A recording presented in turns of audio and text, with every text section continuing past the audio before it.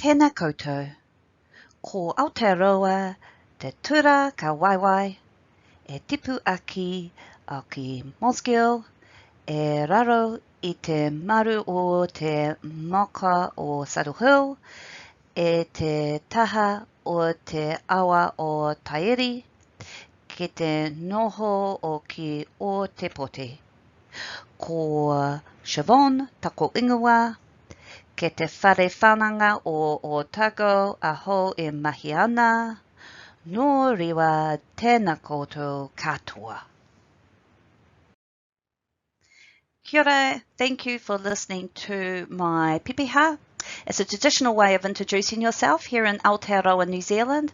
I myself am Pakeha, I'm not Māori, but I'm a fifth generation New Zealander, and I just wanted to use the traditional greetings in order to honour the Indigenous people of New Zealand and to let you get to know me a little bit better. I manage a research support unit at the University of Otago, and I'm really excited to be talking to you today about a case study that I've had the opportunity to work on. I like to begin my presentations at the end, what I'm hoping I will be able to convey to you. So in this particular presentation, I am making a case for these particular bullet points, that the reasons for citing a publication are complex, that providing more context to citations can potentially support more nuanced assessment of impact and support better decision making during the literature review process. AI and machine learning provides a promising mechanism to contextualize citations at scale. However, it is hard to unpack how these algorithms work, and they may not match human classification of the same citations, in which case, who is the source of truth, if there is any source of truth? And ultimately, my argument is that you don't want to outsource your critical thinking, but you also don't want to throw the baby out with the bathwater. So we know that at article level, citations are often used as a proxy for impact. But in order for that to happen, there are a lot of assumptions that are made about those citations, some of which are listed here. I'm sure you could all add to this list. And the thing is it's never that simple. People cite research for lots of reasons, some of which may indicate impact, some of it may indicate other things. So I think it is safe to say that adding more context to raw citation numbers could actually be quite powerful. Not only would it help us make better decisions about what literature we want to read and want to cite, but it also, and particularly in the context of this presentation, this is what I want to focus on, it also helps us make better impact statements. Rather than just simply saying this publication has X number of citations, we might be able to start saying things like this particular publication has X number of citations, and these citations are supporting my methodology, or these citations clearly show that what I have said has made an impact on how they went on to conduct their research. But that's really, really difficult to do, particularly at scale. And this is where artificial intelligence and machine learning offers a lot of potential, because an algorithm is able to add more context to these citations and to do so at scale. And there are two products already out there doing this. One is Semantic Scholar, which classifies citations according to whether they cite the background, the methods, or the results, and also has an algorithm to recognize those that are highly influential. And then there is also Scite.ai, which classifies citations according to whether they are supporting, mentioning, or contrasting. Josh Nicholson, founder of Scite.ai, actually reached out to the bibliometric community through the LIS-Bibliometric discussion group and the Bibliometrician blog to talk about his product and to get some feedback. And I have to say, I was one of many that was very excited to see this kind of work being done. But, of course, librarians are librarians. we had lots of questions, and some of these questions I think have still not really been answered. Maybe they can't be answered, but today I'm hoping that I might be able to shed some light on them. These questions are: can misclassification have unintended effects? How are misclassifications identified and corrected? What demand is there for adding this type of context to citations, and could it be abused? Are we conflating negative and bad? Who is training, checking and moderating the algorithm? Is it reinforcing already known biases such as the Matthew effect? And how does it account for different disciplines, citation practices, publications where English is a second language, cultural differences in how influence is expressed, and so forth? And then, not long after these had been discussed, I was given a golden opportunity to probe a bit deeper. A Critique of Current Practice, 10 Foundational Guidelines for Autoethnographers was written in 2010 by University of Otago Associate Professor Martin Tollock. In 2020, as part of the 10-year anniversary of this publication, Martin decided to go and look at all the citations he could find to this article from Google Scholar. He then used those citations to create a new article around the impact the guidelines had had on the field. And I was very fortunate to be given access to this data set and the preprint of that follow-up article. Martin was also very keen to help me create a case study from this, to look at how he engaged with those citations and provided context around them versus those of the AI algorithms of Semantic Scholar and Scite.ai. So, my methodology probably reflects the fact I've got a background in social sciences and I was working with a social scientist rather than a computer scientist.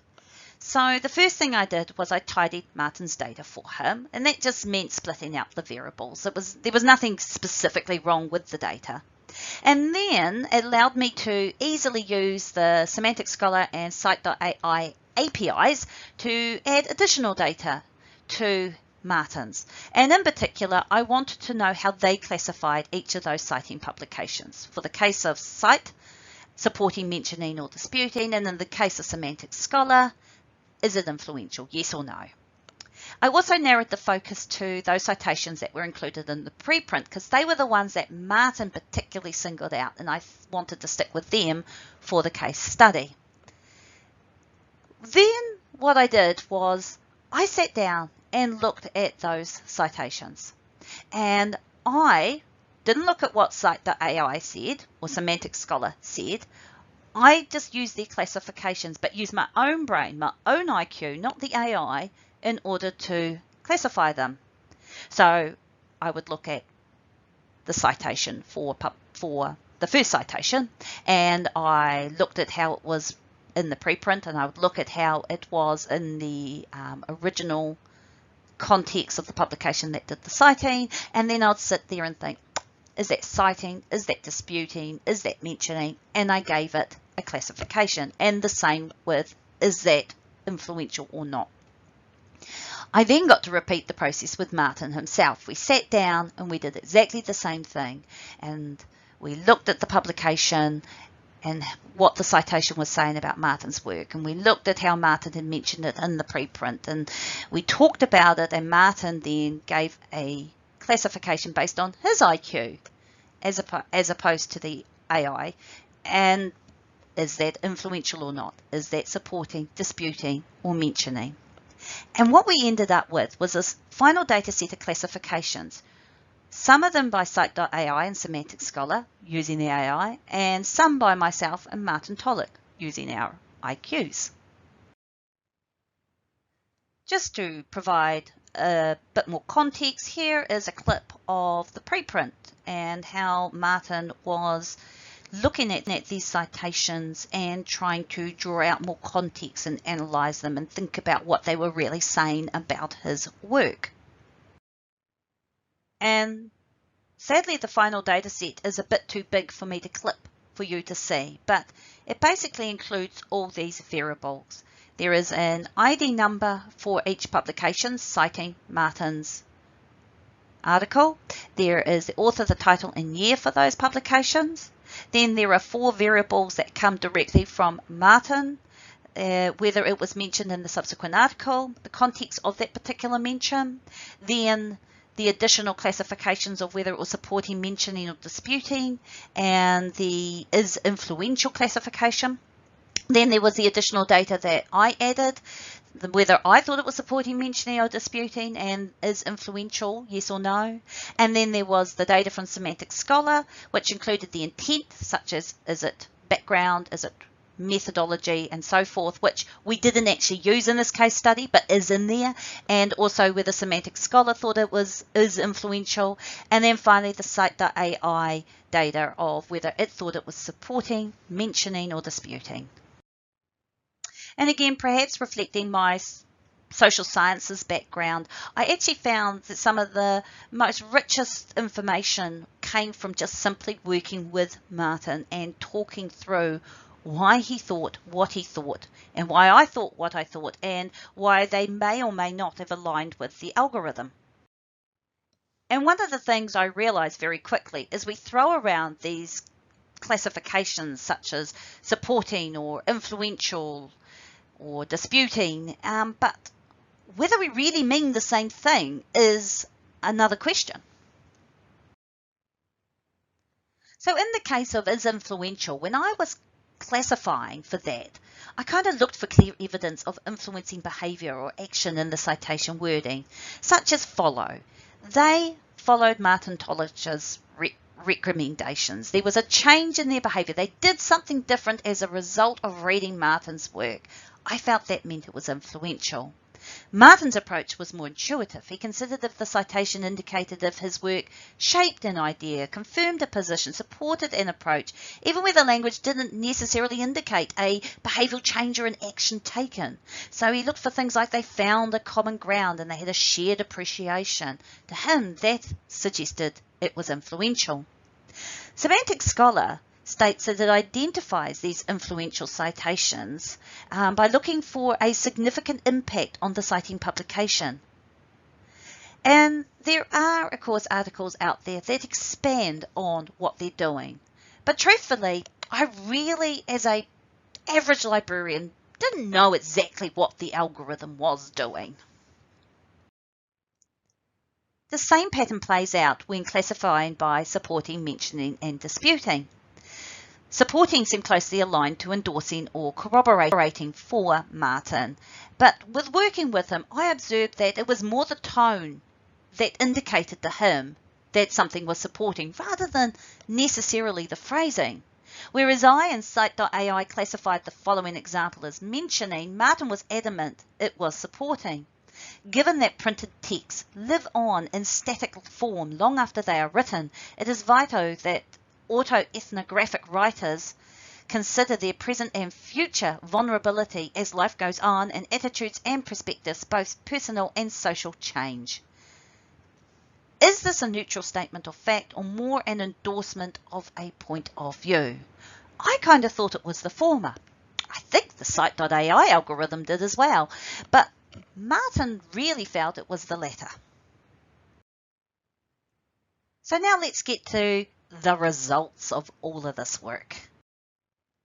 I know the suspense is killing you, but I do want to just quickly say that there are some limitations that I'm aware of. First of all, the size of the data universe and subsequent data. Scite.ai and Semantic Scholar just simply were lacking many of the citations that we knew were there to Martin's work because they were in Google Scholar. Nobody's going to be surprised about that though. The other thing we are unsure about is whether the fact that this is social sciences and using the language of the social sciences could potentially be a problem when testing these AI algorithms, which I'm assuming are probably geared up more towards sciences and the language of sciences. And then finally, Martin is a New Zealand researcher, and we know that geography plays a part in how things are cited. Finally, it's important to note that Scite.ai can provide multiple classifications for a single citing publication, but in this particular case that was not a problem. It did not occur. So there was one Scite.ai classification to one citing publication every time. So in the end, there were 21 publications which had complete data from Semantic Scholar. In the case of those, you will see that Martin and I agreed with the is influential classification 5 times with the Semantic Scholar. There was also 5 times where I agreed, but Martin actually disagreed. He felt it was influential when Semantic Scholar and I said it wasn't, or vice versa. And there were 11 times that both Martin and I disagreed with Semantic Scholar, where we felt that it was influential when Semantic Scholar says it wasn't, or vice versa. Sadly, at the time that we took this data out of Scite.ai, the data universe was a bit smaller than it currently is now. Therefore, we only ended up with 5 publications with complete data. I believe if we did this again, we would have a lot more. But it's still really interesting to note that one time, both Martin and I agreed with Semantic Scholar's classification, and there was one time where Martin and I both disagreed with Semantic Scholar's classification, and there was 3 times, the majority, even though a small amount, where Martin disagreed, but I did agree with Scite.ai's classification. So the next thing I decided to test was whether we could challenge some of these classifications, based not so much on what I thought, but actually what Martin, the author of the original publication, had thought. What I learned is that Semantic Scholar can't actually make any changes to their classifications. They can only correct the metadata. They have no mechanisms or workflows for people to challenge such classifications and to make those changes to override the algorithm.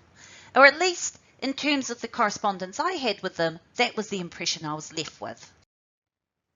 Scite.ai did a little bit better in this area because they did have a clear workflow, and I was able to very quickly navigate to where I could request a classification to be reconsidered. I did actually add a comment about why I thought the classification should be changed, citing that the author of the original publication believed it was incorrect. However, I didn't actually have to go that far. Requesting one of these citations to be considered for reclassification requires just ticking a box and hitting submit. My understanding is that once I'd submitted those requests, there would be 2 independent reviewers who would be looking at them to determine if they would change the classification based on my suggestion or not.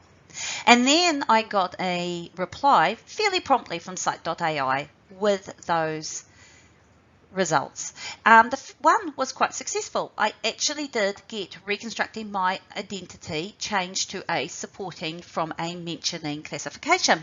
But all the others, including the other example we've got here, ethnographic writing inside and outside the Academy and Ethics, were rejected. I didn't then go the next step, which you will see there, which is to email them letting them know concerns. I did something slightly different and more cheeky instead. So Martin Andrew, one of the authors of Autoethnographic Writing Inside and Outside the Academy and Ethics, also happens to be my brother-in-law. Yes, in Aotearoa, New Zealand, we all know each other. But anyway, moving on. I was able to have some correspondence with him about this. And I asked him specifically whether he thought Martin's publication had been highly influential on that paper, and also whether he felt his citation to Martin's paper was supporting, mentioning, or disputing. And his replies are very interesting. First of all, I think it's safe to say that when he says that the Tolic piece stood outside this group but ultimately provided a structure that enabled the case articles to come to light, it sounds like it was highly influential. It enabled them to do what they had to do. The second comment, I think, also speaks to him believing that his citation to Martin's publication was supporting. And I love the last bit that he says about we saw it as support, a lamp and a mirror, an articulation in a different disciplinary discourse. Actually, we used it to change the thinking of old farts on the ethics committee. So I actually went back to Scite.ai and through the same interface before, again requested that it be changed to supporting. And this time in the comments field, I stated that the author of the publication that had cited Martin had provided me evidence that it was supporting. And I have to say, unless it's gotten caught in my junk mail somewhere, I never received a reply. So what this entire process has got me thinking about is who is the source of truth here and whether there is a source of truth. When we have an author or a librarian or a researcher or whoever, IQ, that comes up with a classification or disputes a classification that the AI has come up with, who ultimately should prevail? We know that people are subject to bias. We also know that algorithms are subject to bias, and we could do an entire presentation on that alone. But what I'm talking about is when we've got like the author of the publication and the algorithm disagreeing, who really should get the final word? I don't know. I'm not saying I know, but I think it's an important question to ask. And who are these arbitrators behind the scenes, like in the case of Scite.ai? Who were they, and how did they determine that the author's classification was not as authoritative as the AI's classification? The point is, none of this is actually quite neutral. And when I thought about this even more, I kind of wondered whether the issue could be actually about scale rather than trust. Because do I trust classifications done by people, or do I trust classifications by AIs? Well, as I've mentioned, they're both potentially subject to biases. They're both technically fallible. So I'm not entirely sure that I would just blindly, wholeheartedly trust anything. I would want to think critically about it, apply my own IQ. But the difference is scale. These algorithms are applying these classifications en masse. And so if they get it wrong for one citation, they could be getting it wrong for multiple citations. And at the moment, it seems to me that the mechanisms to correct incorrect classifications are still quite premature. So based on the experience of undertaking this case study and looking at the results and going through some of these processes, I've kind of come up with some concluding points that I want to leave you with. And the first one is, I don't want to be advocating to throw the baby out with the bathwater. I have found what I think might be some potential holes with these AI algorithms and the concepts of them, and perhaps specifically how they're applied and how corrections can be made. But I think that this is an amazing space. I still really am excited about the work that likes of Scite.ai and Semantic Scholar are doing. And I'm not going to be telling people not to use those tools just simply based on my experiences of this one case study. What I think is really important is to not outsource our critical thinking. We're not meant to become dependent on the algorithm. I'm pretty certain the people behind these algorithms would actually agree with that. You know, just because the algorithm said it was this doesn't actually mean it was this. The algorithm says it's this. That's different to saying that this is a statement of fact, a truth that is out there and cannot be disputed. It can be disputed, and we should feel free to dispute. Where I think we're still immature is the transparency in this process for disputing them. You know, what is the threshold required to change a classification? If saying that the author disagrees with it and then saying that the author of the citing publication disagrees with it is still not enough to meet that threshold, then what is? Remember that, for instance, Scite.ai didn't actually even require you to make a comment. You could just tick a box. So how are they determining? What is the criteria, the threshold that they're applying? Who are these people? I just want to know. And, you know, where is the burden of proof? Does it rest with the author? Does the author have to show that the algorithm's incorrect, or is it the job of the algorithm to show that they are correct? Is it the job of the reader? And I think overall, it kind of made me really aware that we, maybe as librarians, need to up our game in terms of algorithmic literacy. We need to not necessarily make everybody into computer scientists, but we need to help them develop the critical thinking skills to actually have these conversations themselves, to develop these habits of mind when they come across these tools and they come across these classifications, whether it's in this area, which is citations, or whether it's in other areas where we know AI and machine learning are taking hold. So, returning to the original question, can researchers and bibliometricians trust classifications of citations by algorithms? Well, I think in so much as you can trust any kind of classification, whether it be by machine or a person. And I think this is where we also need to hold on to our principles around being vigilant against using just a single point of data to make a decision or a point.